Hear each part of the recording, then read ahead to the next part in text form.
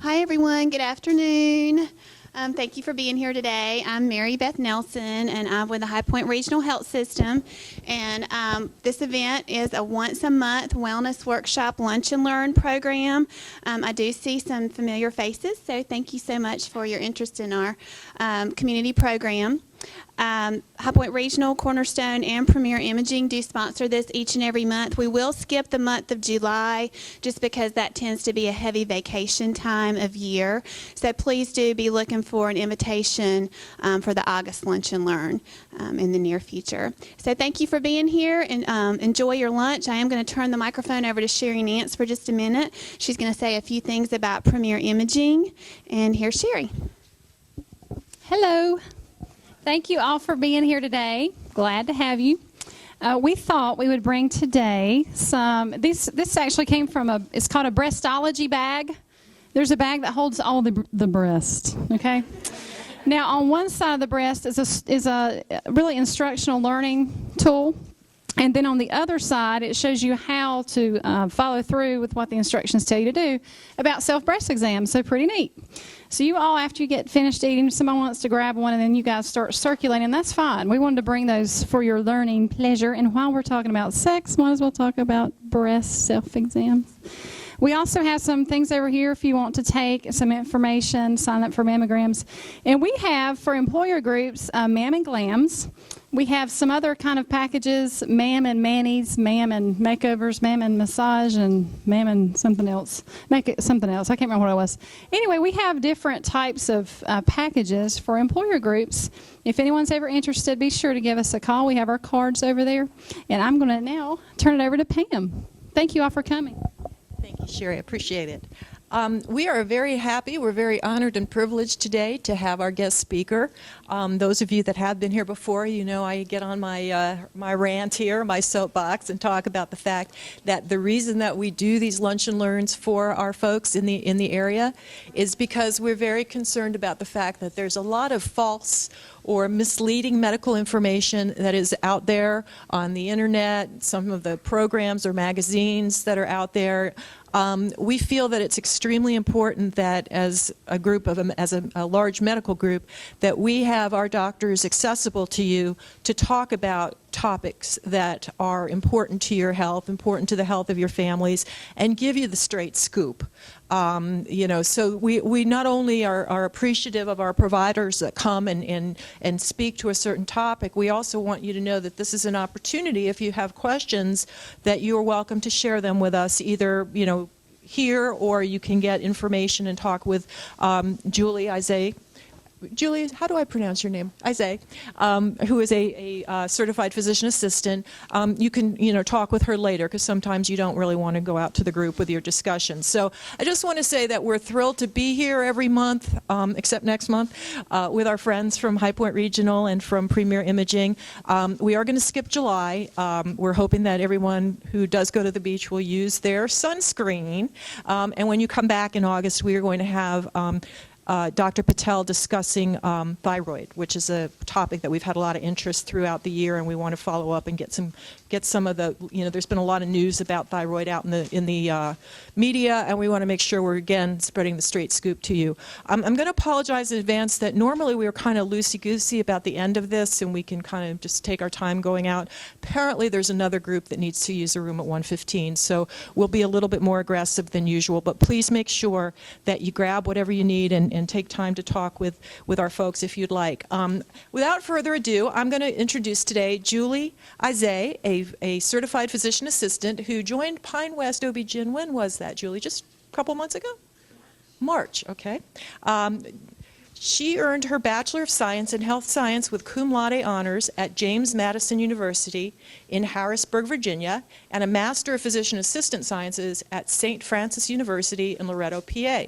She is board certified by the National Commission on the Certification of Physician Assistants and works with the doctors over at Pinewest, caring for women from adolescence through as old as someone like me, I guess, and further. And so she's got a very broad base of experience and was very kind She's a very busy woman, and she's offered to talk to us today about a topic where there's lots of crazy information out there, and that we felt it was important not only for women of a certain age, but we've got a lot of kids and younger adults that rely on us for information, and I think it's important that we make sure whatever information we're sharing with them is as accurate and as timely as it can possibly be. So Julie, I'm going to turn this over to you. Well, some of the reasons why we take birth control, there's lots of different ones, and everyone can come in with different reasons for birth control. The first reason always is to prevent pregnancy. Also, we have to regulate our menstrual cycles. Some people prefer lighter menstrual cycles. Also, some people do have quite a bit of pain and cramping with the menstrual cycle. And then also, there have been some birth controls that have been studied for acne, and a lot of ladies do find that they do have acne improvement with different forms of birth control. So when you look at birth control, I think this is the only way that it works. It's kind of how many children is the right number for you. These are my 2 children, and everybody has a different answer for that, and everyone has a different idea on when they want to have a family, when they do not want to have a family. And what we're finding is that individuals, females, are starting birth control younger and younger, not just for the pregnancy prevention, but for other signs and symptoms of having a cycle. And for their lifestyle, they prefer to have a little bit of a different cycle. The origins of birth control. So back in 1839, we began making different devices for birth control because of the developmentals with rubber. But then in 1873, the United States decided that birth control just didn't seem like a great idea, so they actually put a law stopping all birth control in the United States. So over the time, we definitely have evolved. In the 1880s, the diaphragm was more widely used.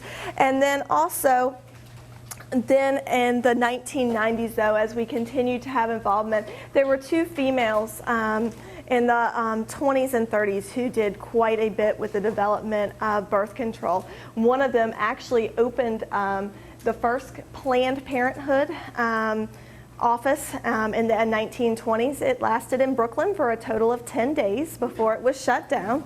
But over the years, it has continued to evolve. But finally, we had the pill that was approved back in the 1960s, and the first pills had quite a bit of estrogen in them, and they caused quite a bit of side effects where we had nausea, vomiting. They had hours of just uncomfortableness because of the side effects. And yes, it worked. Yes, it was a great invention, but they knew that they needed to continue to make it better. So even today, they are continuing to do research, and the traditional pill of the 21-7 is becoming one of those things that probably in the next 20 years, it probably isn't going to be a very big option because of the research that they continue to do. We're going to talk about that a little bit. Just a minute. So when we talk about birth control, there's lots of different types of birth control. There are estrogen and progesterone components of birth control. There's progesterone-only birth control. And there's also hormone-free birth controls, and then also over-the-counter birth controls. So there are lots of different options that we have that are available. So what does birth control do? When we look at our natural cycle, what we see is with ovulation, we have a surge in the LH. And also, throughout the cycle, we do have changes in our hormone levels. And ideally, when we are using birth control prescription-wise, we are trying to make the level of our hormones a little bit more consistent, so we don't have those surges, and then that can prevent ovulation. So when we talk about the estrogen and progesterone options, we have birth control pills. And when we look at the birth control pills, there are many, many, many different options of birth control pills. The most common that we think about are the 21-day on, 7-day off. And those are started in the 1960s. And what happens with those is that we take them for 3 weeks, and it mimics a little bit of our natural cycle with ladies who have a 28-day cycle. What we find is you take them for 3 weeks, there is a week of placebo pills or sugar pills, and that we tend to have our menstrual cycle through that week of placebo pills. And then they have continued to do research and kind of determining, do we need to have a monthly menstrual cycle? And the answer is actually no. When we are on birth control, there's no reason that we should have a bleed. There are some ladies who really enjoy having their monthly menstrual cycle, and there's some ladies who do not. And some ladies who will tell me, I will take a pregnancy test every month if I do not have a period. So with that knowledge, what they have determined is that there is now a 24-day on, 4-day off pill. And with those pills, what happens is most ladies still do have a period, but the average is about 2 to 3 days. So it's a much, much shorter period. Also, with the 24-4 pills, the two main birth controls that are out on the market for the 24-4, low estrogen 24 and Yaz, they both are a 20 microgram pill. So we've gone from the 1960s, where there was a 100 microgram pill, down to a 20 microgram pill. Then the birth control that has come out the newest is called, that is pill form, is called low estrogen. And it is the first 10 microgram pill that is on the market. And what it does is it continues to decrease that risk of estrogen. What they're concerned about is with estrogen exposure, as our females are starting birth control longer, and we're finding that we are delaying families longer, and that we tend to stay on birth control a little bit more throughout our lifetime, that the estrogen exposure, there is a possibility of the risk of heart disease. They don't have real good studies, but about 2 years ago, there was a study that showed ladies who had been on the birth control pills for 20 years or more tended to have a little bit more heart disease, but they couldn't necessarily pinpoint it directly to the pills. And also, we have continued to lower the dose of estrogen, so they're hoping with that less exposure that will not become an issue. So with the 10 microgram pill to control bleeding, it is something that there are 24 days of the 10 microgram of estrogen, and then also a progesterone component, and then 2 days of estrogen to try to help even out that lining. And then there are 2 days of placebo. So with that, the longer you take it, the more likely you will not have a period, and if you do, it will be very, very short. But we're just excited in the fact that there is now a 10 microgram pill that has shown us to be effective, and it is less estrogen exposure that we have. Also, we have extended cycle birth controls, where we take for 12 weeks of active birth control in a row, and then we have 1 week off. And so you tend to, once your body adjusts, have 4 periods a year. And so it is less birth control. Until recently, it was about supply and demand. We did have a product that you took continuously for 4 weeks. You just got a brand new pack. You started a new pack. You had no break whatsoever. I did get a letter a week ago that said that supply and demand, the demand wasn't there, so they are going to stop supplying that birth control. But it will probably be back in the future. Also, with birth control pills, what we look at, there are multiple different types. As we're extending the cycle and extending the birth control, we tend to use monophasic pills. Monophasic pills are pills that we have the same amount of estrogen and progesterone every day that we're taking them. We also have biphasic and triphasic pills. Biphasic means that you get 2 different levels of estrogen and progesterone throughout the month, and triphasic means that we have this different amount of estrogen and progesterone every week. And the triphasics that still are tried and true are like the orthotricycline. Most of everyone has probably heard of orthotricycline. And that just means that each week, some people like that better, some people do not. I always say that there's over 100 different birth controls on the market and pills on the market, and it is something that you just have to, some people do better on one versus the other, and you don't really know until you try one. You may get it right the first time, you may have to try a couple of times to find one that your body does real well on. Other estrogen and progesterone birth controls, and the biggest thing with the pill, and a lot of ladies are finding as we become busier and busier, that they just can't take a birth control at the same time every day. So they have found other ways to let us have estrogen and progesterone birth control. One is the OrthoEvra patch, and it's a transdermal patch that you can place on your lower back, your lower abdomen, your upper arm, or your upper back. And you change it at the same time once a week. You have 3 patches that you change out every week, and then on the 4th week, you have your menstrual cycle. It did get a lot of press and feedback about 4 to 5 years ago, and the studies are showing us that there is a slight increased risk in blood clots with that, so it kind of depends on the person and exactly what is going on. But it still is out on the market, and it is definitely something that some individuals do benefit from.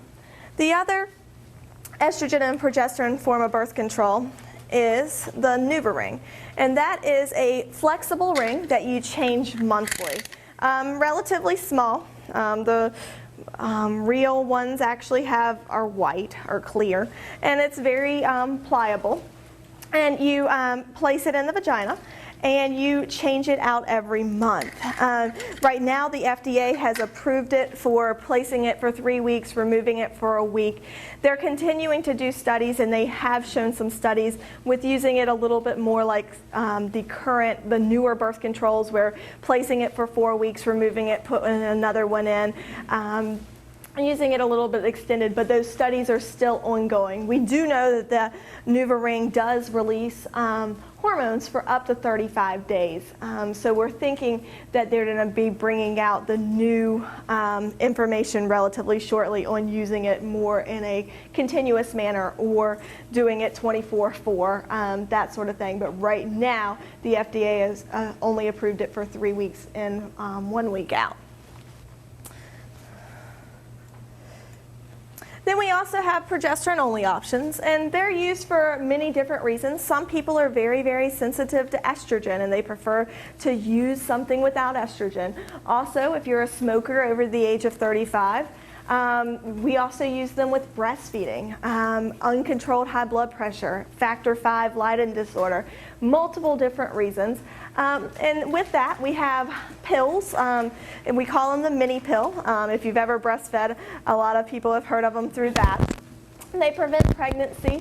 Necessarily, they don't give us the best menstrual regulation. So it just depends on what you are looking for with a birth control. Then we have the Depo-Provera injection. That is a shot that you get every 12 weeks. With that, most people do have unpredictable irregular bleeding. The longer you use it, the more likely you will not have a menstrual cycle. The biggest disadvantage to the Depo-Provera is most females do have some weight gain associated with it, and a lot of females do not like that. You know, it's one of those things, and I'm very upfront about that. Also, it is the one birth control that has a black box warning. Just like cigarettes have a black box warning, it is talking about the possibility of bone loss. So ideally, we don't use it more than 3 to 5 years in a row, so that it looks like through the studies that the bone loss is irreversible, but we want to make sure that we're not causing too much bone loss. The next progesterone-only birth control is a rod that can go in the arm. It was called the Implanon. They are changing the name over to the Nexplanon. The only difference between the two is with radiology, how we're able to see it underneath the skin if we need to find it. And it's a rod that goes right underneath the arm. It's about the size of a matchstick, and it can stay in our body for up to 3 years. It's placed by numbing up the arm slightly, and then it's actually injected through a needle. To remove it, you do make a very small incision, and then you press it, and then you push it through that incision. It is progesterone based. Once again, kind of like the depot, the studies show us unpredictable irregular bleeding.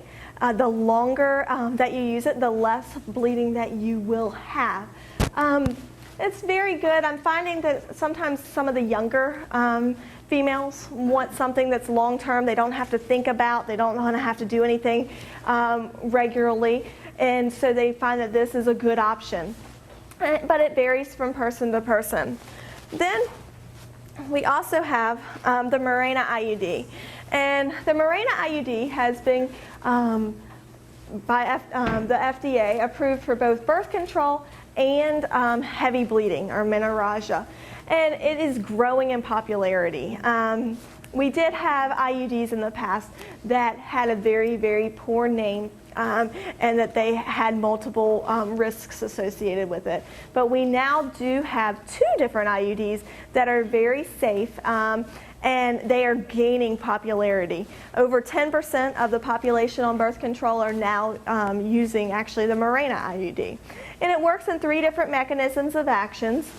1, it stops ovulation. 2, it thins the lining of the uterus. And 3, it can thicken the mucus around the cervix to prevent pregnancy. It can stay in your body up to 5 years. It's a very good form of reversible birth control. Once we decide to have it removed, some ladies are never having a menstrual cycle again and already becoming pregnant. We ovulate about 2 to 4 weeks after we remove it.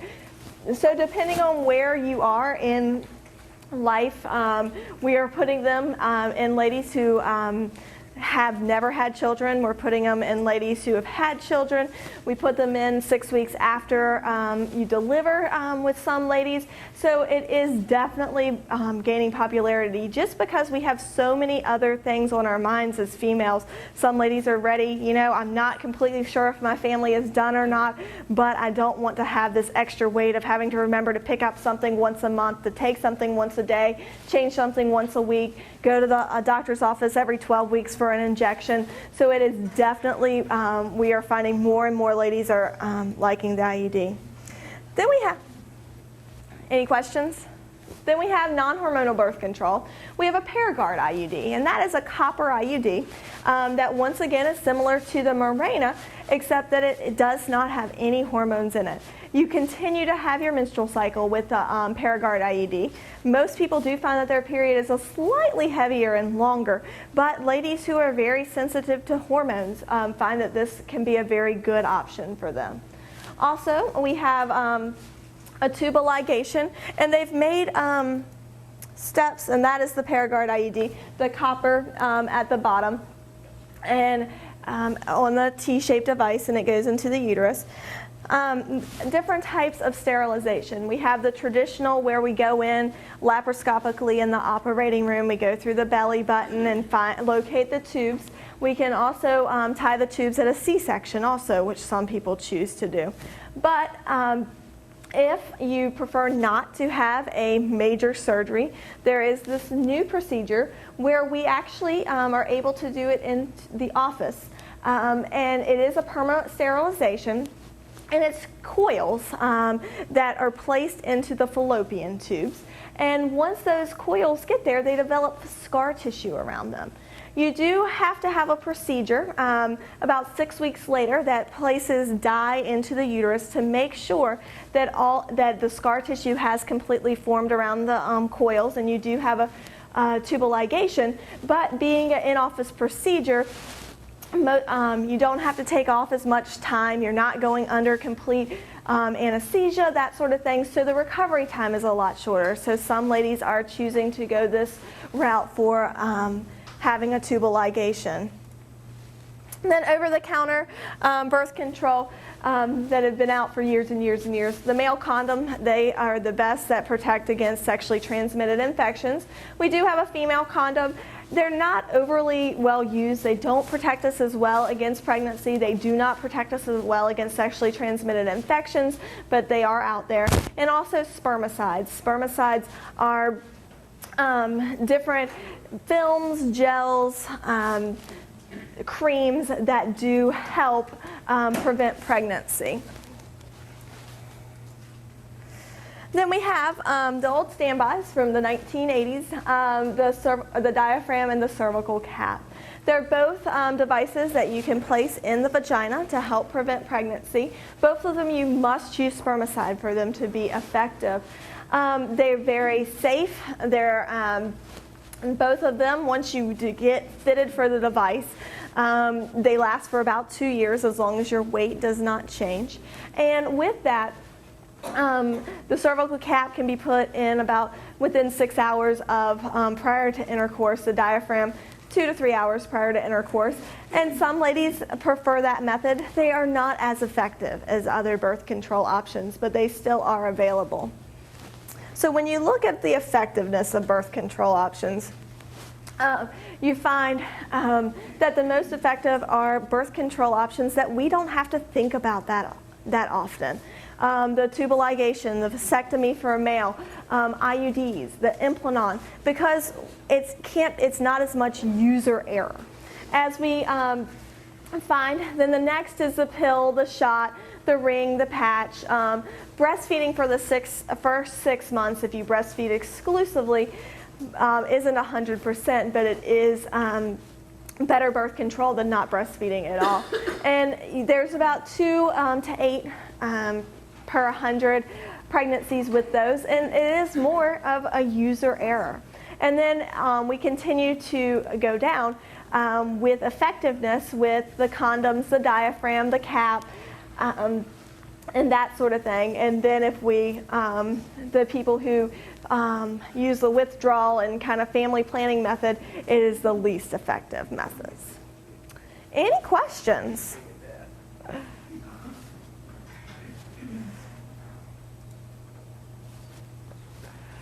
Yes. With the multiple birth controls that are currently out, Yes. and you working in the practice, have you found that have there any studies ever been done with the extent of time where I know a lot of us or some of us were on birth controls, very young up until now, found that there's been an increase in ovarian cysts or fibroids related to birth control? Not that I have seen. They say that you can go back and forth, especially if you Google ovarian cysts and ovarian cancer on birth control. The true studies that have come out in the major magazines show that there are no increased risks. They actually think with birth control it decreases your risk of ovarian cysts because it's stopping the ovulation process. So it should stop some of those cysts from happening. But the studies show absolutely no increased risk of like cysts and cancer. The fibroids are based, we know that a lot of times fibroids will shrink with the lack of estrogen. So sometimes when we'll use progesterone-only birth control to help kind of see if we can shrink those fibroids or make them a little bit more stable. Any other questions? What about you mentioned the link between the estrogen and increase with blood clots. What about for increase in breast cancer? They have not linked that. You can Google it all you want and you will find small studies that say it, but the large studies have not linked it. Any other questions? Yeah. Uh-huh. Do you have to go to the doctor for that to be inserted, or because I know with IUD, it's considered surgical insertion. Right. No, you actually do this on your own every month. And you just bend it and place it in the vagina. To remove it, you kind of hook your finger around it and pull it down. Not only for girls, but for boys. Because that's a question I have as a son. And I get a lot of questions from people about what do you do, and I really don't know what to do. Well, Gardasil, it helps protect against 4 different strands of the human papillomavirus. 6 and 11, which are the 2 most common forms for genital warts, and 16 and 18, which cause about 70% of our cervical cancers. And what they're saying, Australia actually does already give males and females the vaccine. The FDA just recently said that our males do not need it. I didn't read into that study very, very well, but And they continue to do research on the human papillomavirus because we definitely don't have all the answers yet for the human papillomavirus. And what they're saying is that they are working on another vaccine for even more strands, and that's coming out hopefully within the next couple of years. But with that, it doesn't seem, we know that right now that the main HPV problems that we see in males are the homosexual men's. We're finding that the anal cancers are the same HPV strands as the cervical cancers. But for heterosexual men, they really don't have good information on, is it going to be helpful, is it not going to be helpful? Ideally, everyone does get the vaccine. At this point, because the FDA didn't approve it for males, insurance unfortunately isn't going to. Also, they're saying, we should definitely get it even if we've been sexually active or not. Between 12 and 26, insurances will cover it. The question is, say we are older, we never received the vaccine, and we have an abnormal pap smear. Should we get the HPV vaccine? Should we not? Number one, insurance at this point unfortunately doesn't cover it, but what I've been to a couple different talks and you get lots of different explanations. What they're finding is that we probably haven't been exposed to all 4 of the strands of the human papillomavirus. So if we've been exposed to one, yes, it may be causing us to have abnormal cells, but getting the vaccine may actually help protect us against further exposure to the other strands that we have not been exposed to. You could still get another type of even Yes. though you had the vaccine. Yes. Could be serious difference. Right, and 16 and 18%, we find 65 to 70% of the cervical cancers, so you still have that 35%. When we do pap smears now, over the age of 30, we automatically are screening for the human papillomavirus, the high-risk strands. And when we screen for that, that's actually 15 different strands of the high-risk strands. They are doing, they do have a new program to look when we find if it is a high-risk strand that we can actually extrapolate the data a little bit further. Is it 16, is it 18, or is it another type? They can specifically look for 16 and 18, but right now, I know our practice isn't specifically doing it because it doesn't really change how we're going to treat an abnormal pap smear. But with time, with getting more and more of that information and all the research that they're doing, we may find that that would change how we would treat and actually get them to extrapolate that data for us. The new law, they just changed the recommendation about the frequency of pap smears. Is that true? And could you speak to that? Oh, yeah. Yeah, they have recently changed. They're saying that we should not pap anyone under the age of 21.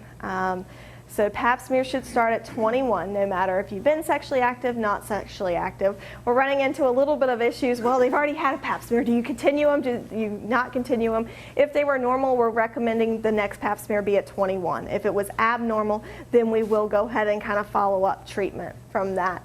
Then from the age of 21 to 30, they're recommending, as long as we have no history of abnormal pap smears, to do a pap smear about every 24 months. And with that, though, they still are recommending, and this is the hard part to gather, they aren't recommending taking the cells, but they're still recommending a pelvic exam and a bimanual exam. So taking a look in the vaginal canal, making sure that there doesn't look like any changes, and then also feeling for the ovaries and the uterus. The second, and then after the age of 30, if we've never had any abnormal pap smears and we've had at least 3 pap smears prior, they're saying that we should repap every 5th year. At age 30, they're recommending pap smears with the human papillomavirus, with the high-risk strand. If both of those are negative, then they're saying repap every 5th year. And prior to that recommendation, about 3 or 4 years ago, they came back saying pap smears every 3rd year, but now they've come back saying it's every 5th year. So, and it's just a matter at this point, it's hard to take those recommendations because it's been ingrained in our heads. We need a pap smear every year. And they still recommend coming in and having the pelvic exam and the breast exam, but per se taking the pap smear, they're saying for cost effectiveness that it's not necessary. What about the mammogram? And I guess because I know they're saying now that if there's no family history, they don't recommend you getting your first mammogram until age 40, because I know it used to be 35. Right. And that was one of the things that I had, gotten into, saying, do it. And they were saying then when you get the mammogram, they only want you to do it every 2 to 4 years. Yeah. They keep changing everything. What I've seen most recently is between age 40 and 50, they're saying every other year. And then I read something recently that they're extending that even further. But most of the time after 50, it's once a year. But at this point, it's kind of, insurances are still paying it for it once a year. We're so, once again, ingrained in our heads that we should have it done once a year. A lot of ladies are still choosing to go that route.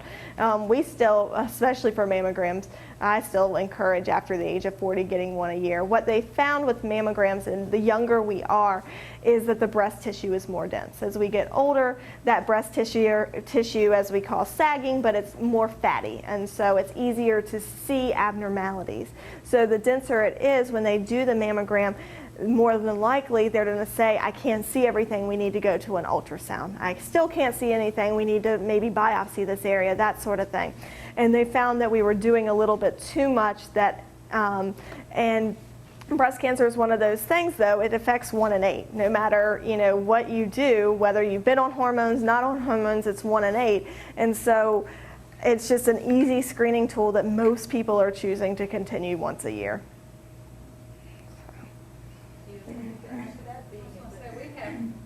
We have literature in the Senate downstairs about your first mammogram. Dr. Oz has a theory. And we've got that literature about apple juice too. There's 7 different theories. But anyway, but it was not supportive what Dr. Oz was saying about mammograms. So we do have that down there, and we have the one that supports the annual from the Cancer Society and all of that. Now we're finding more cancers in the younger population, unfortunately, 20s, early 20s, and there's just one, national organization, earlier.org, that's even researching that. So that's what's kind of scary, is that there's the younger population. So Is it more fatal if you find it younger? They're finding some can be like a lot of them are like in stage 3 when they have been diagnosed, and then some of them aren't. But it's just a scary thing. So self-breast exams is what they're trying to push more, instead of going home to have your mammogram before 40 or at 35 before 35. What about after 40? Say 40, mid-40s, how often do you do mammogram? Every year, yeah. There's some studies that's saying every other year, but we still recommend once a year. Yeah, my insurance is paying for it, so. Do we have any more questions? Yes, I just have one question. Thank you very much for coming today.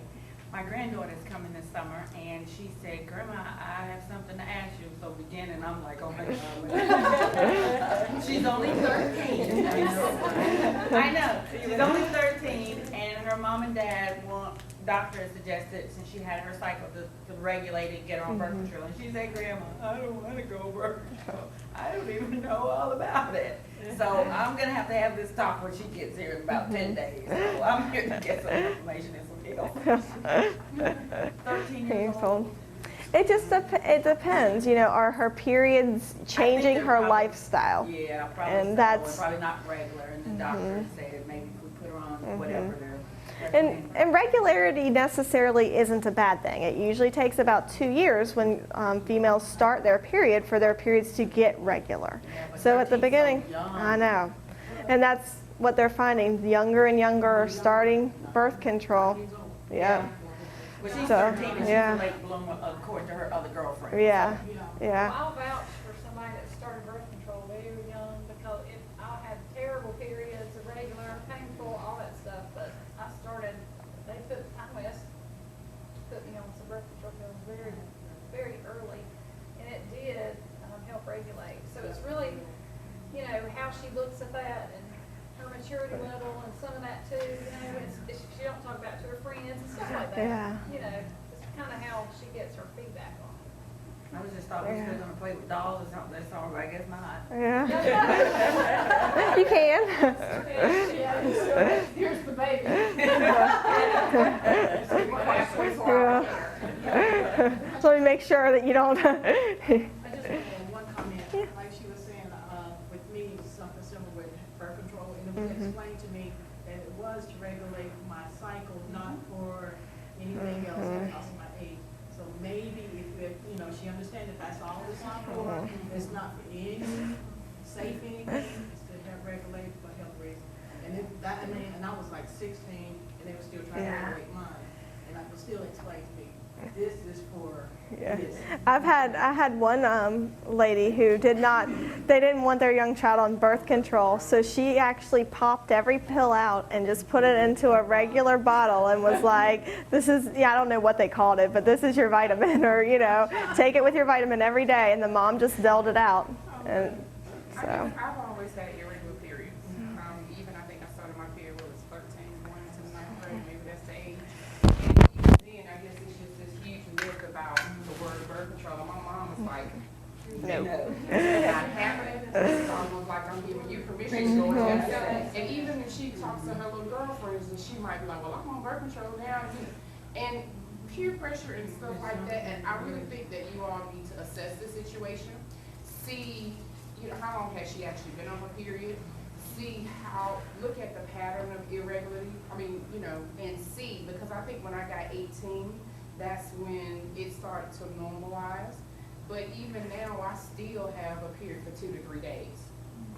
But, but my dates started becoming a little bit more consistent. Yep. So that's always an option.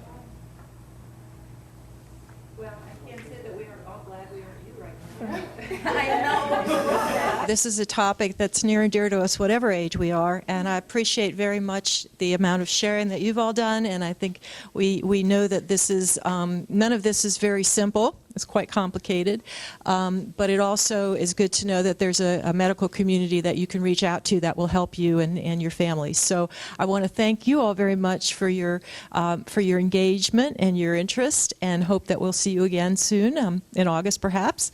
And I'd also like to thank very much Julie Izaj for coming today and preparing such an interesting presentation for us. And we will put, as always, we will put the tape of this on our website.